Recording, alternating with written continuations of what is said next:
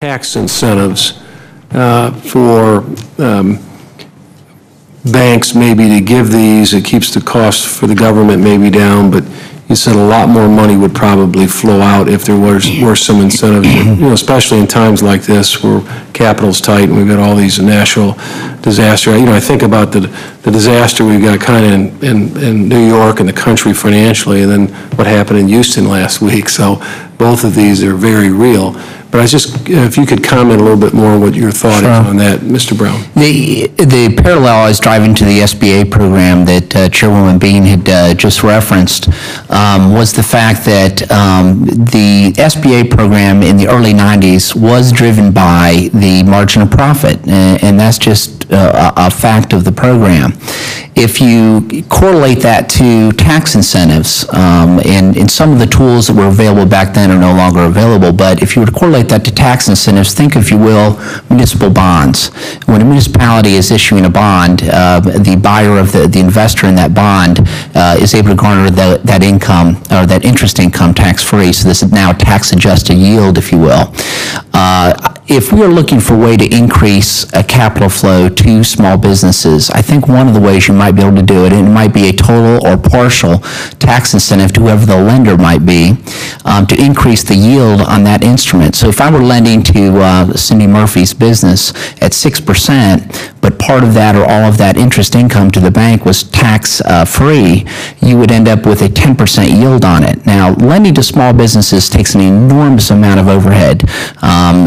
The truth is, it takes as much time to make a $50,000 loan as it does a $500,000 loan, and we're all in the business of managing fixed overhead. So if all of a sudden you can take a business that once yielded 6% to the lender, and now it's going to yield 10%, a couple of things are going to happen. First of all, you're going to see lenders flooding into the small business market, especially to get away from some of the commercial real estate market that we're all aware of right now.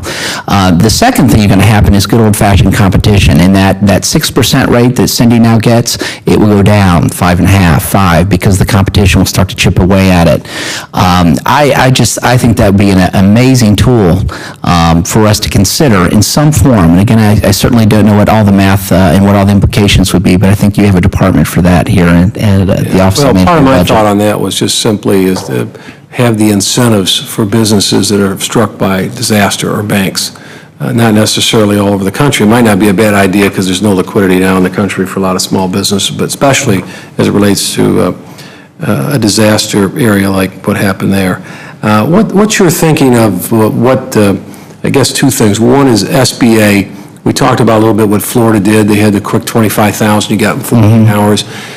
Just as bankers, I guess it's either of you, were you able to access, were small businesses able to access any SBA money, or if they could, how long would it take? Because obviously you can't wait 6 months to get the money in. Well, what was your experience? The story that Cindy Murphy just shared was actually the bridge loan program that she was referencing, not the SBA program. But I'm talking about the SBA program. Right. The SBA took quite a while to be able to put those funds in place. And again, I think the difference between the two programs is that the bridge loan program is locally run through EDC using local lenders, where if the SBA has to bring in contractual employees to try to now operate in a completely foreign environment. So again, back to my suggestion, if there's a way, whether it be through the SBA or through some other entity, to mimic or to emulate the bridge loan program at an SBA level, I think you'll have a home run.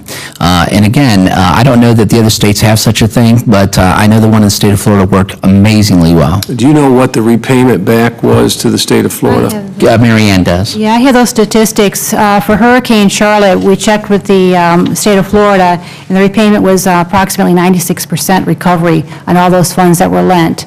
In Charlotte County, $4 million was lent, and 96% of it was returned. Getting back to Mr. Brown's comment, that's a pretty good repayment, and those funds were back to help another community that would be stricken with a catastrophe. What did they, when they put the funds out, what did they pay? What was the interest on the loan? 0%. 0% for the first 6 months. It was a very effective tool.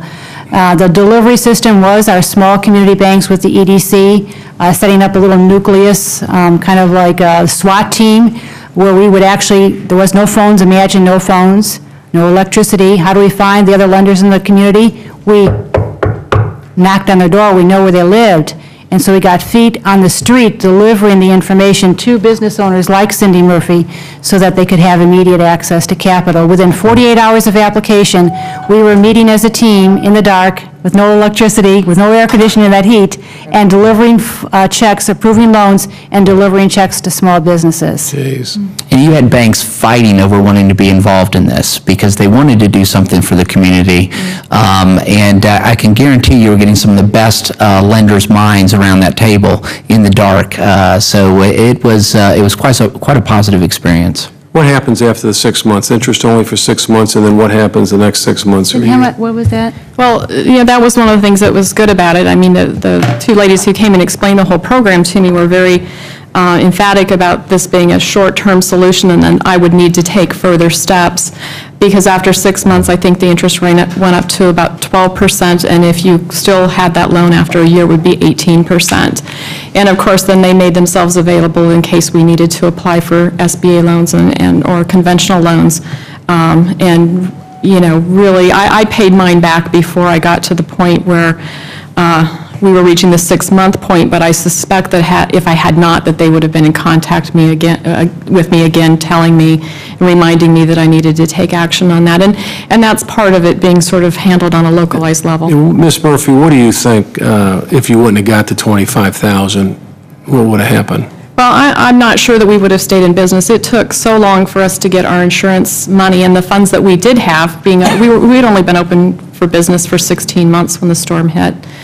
And a lot of our savings had been tied up in the business. We had so many other competing needs among family members and things. It was so really hard to take money that we needed to live and protect our family and pile it back into the business. So for us, it was critical, and it was critical to be able to open really, really quickly because it developed a synergy that kept us going and kind of moved us forward. We needed a fairly significant amount. That $25,000 was absolutely a minimum of what we needed to sort of kickstart our business so that we could then be ready when season hit and prepared to continue our business.